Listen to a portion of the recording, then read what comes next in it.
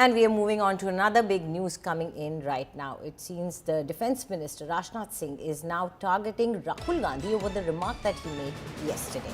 He is saying that we need to draw a line. He's saying that don't drag army into politics. And this is regarding a remark that was made by Rahul Gandhi, where he said during a poll rally that only 10% are represented in top companies, and even the army is under their control. And now Rajnath Singh says that soldiers' code is the army's only religion. Don't bring caste and religion into it.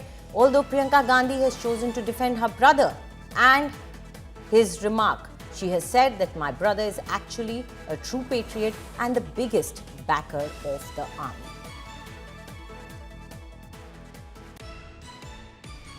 सेना को भी जाति पात के आधार पर बांटने की कोशिश कर रहे हैं। राहुल जी का आपने बयान पढ़ा होगा।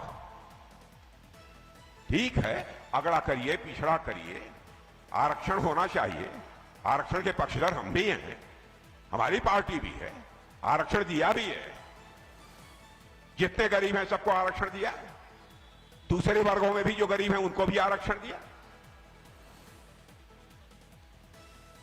लेकिन सेना के बारे में जाति पात के आधार पर, बहनों भाइयों, मैं समझता हूं कि चर्चा तक नहीं होनी चाहिए।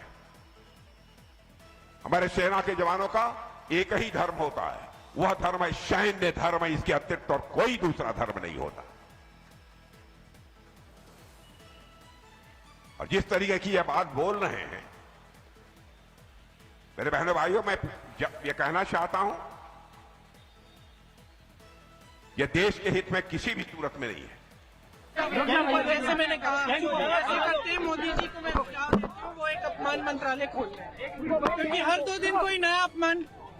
मेरे भाई ने ऐसा कुछ नहीं कहा जिससे सेना का अपमान, ऐसा कुछ नहीं कहा और ना कभी कहेंगे।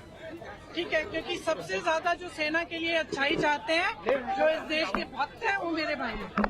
वो खड़े होते हैं इनके खिलाफ,